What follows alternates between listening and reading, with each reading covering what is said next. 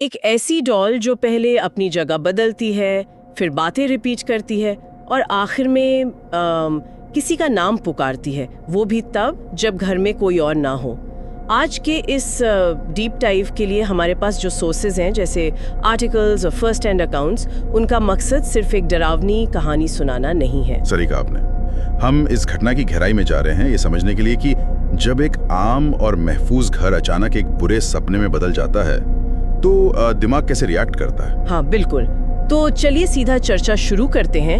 मुंबई के आर्यन और रिया के इस खौफनाक अनुभव का विश्लेषण करते हैं, जहां एनी नाम की एक विंटेज डॉल ने सब कुछ बदल दिया। इस पूरे अकाउंट को पढ़ते हुए जो बात सबसे ज्यादा परेशान करती है वो ये कि इस हॉरर की शुरुआत एकदम आम तरीके से होती है, एकदम नॉर्मल दिन की तरह, है ना। पेरेंट्स इमरजेंसी में बाहर गए हुए हैं। 15 साल का आर्यन अपनी 17 साल की बहन रिया के बर्थडे के लिए कोलाबा की विंटेज ट्रेजर्स शॉप जाता है और सिर्फ 800 रुपए में एक 1940s के दशक की पोर्सिलिन डॉल खरीदता है। और यहाँ एक बहुत जरूरी डिटेल है जो इन नोट्स में हाईलाइट की गई है।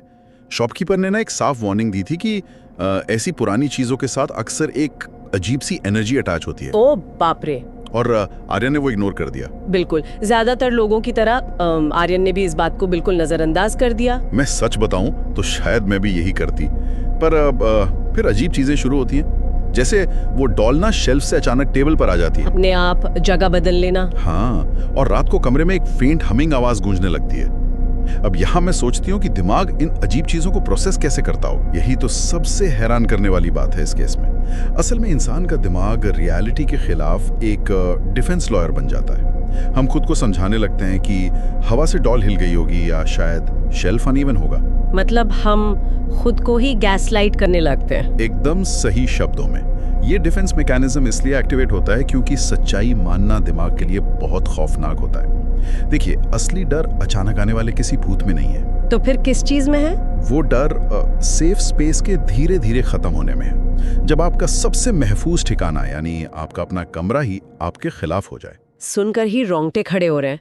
दिमाग भले ही खुद से झूठ बोल ले कि हवा चल रही है, लेकिन जब एक बेजान डॉल अचानक किसी की उंगली जोर से पकड़ ले तो सारे लॉजिक फेल हो जाते हैं। हाँ, वहाँ कोई भी लॉजिकल एक्सप्लेनेशन काम नहीं आती। और सोर्स मटेरियल में साफ लिखा है कि वो डॉल आर्यन हो उसके नाम से पुकारती है।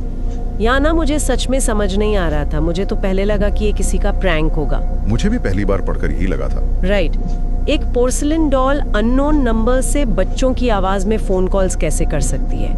इसमें टेक्नोलॉजी का एलिमेंट कहाँ से आ गया? अगर हम इसको थोड़ा और गहराई से देखें तो यही चीज उस एंटिटी की इंटेलिजेंस दिखाती है। वो सिर्फ आसपास के फिजिकल एनवायरनमेंट को मैनिपुलेट नहीं कर रही, वो साइकोलॉजिकल टेरर का भी इस्तेमाल कर रही है। बिल्कुल। टेक्नोलॉजी का सहारा लेना इसमें एक मॉडर्न डायमेंशन जोड़ देता है। पर इससे भी डरावना हिस्सा तो तब आता है जब आर्यन और रिया उस डॉल को कचरे में फेंक आते हैं।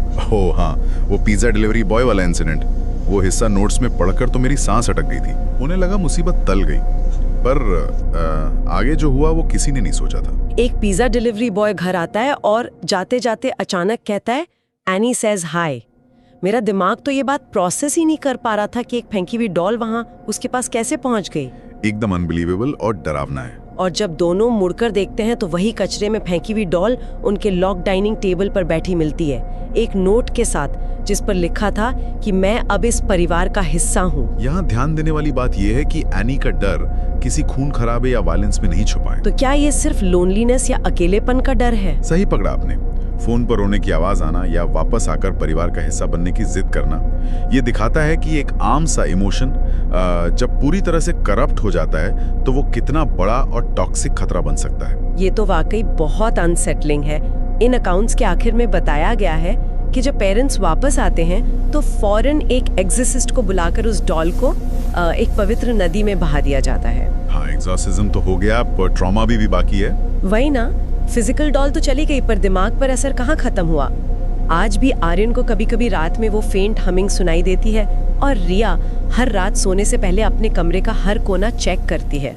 ये पूरा अनुभव हमें और सुनने वालों को ये सोचने पर मजबूर जरूर करता है कि हम जो पुरानी विंटेज चीजें बड़े शौक से अपने घर में सजाते हैं, उनका आखिर इतिहास क्या है। सही बात है, हम अनजाने में अपने घर में किस चीज को जगह दे रहे हैं ये कोई नहीं जानता। वो पुरानी चीजें अपने गुजरे हुए कल से न जाने कैसी मेमोरीज, डर और एनर्जीज अपने साथ लाती हैं। इस पूरी चर्चा को रैप अप करते हुए एक आखिरी ख्याल जहन में आता है, क्या उस पवित्र नदी में किए गए एक्सोर्सिज्म ने उस एंटिटी को सच में हमेशा के लिए मिटा दिया?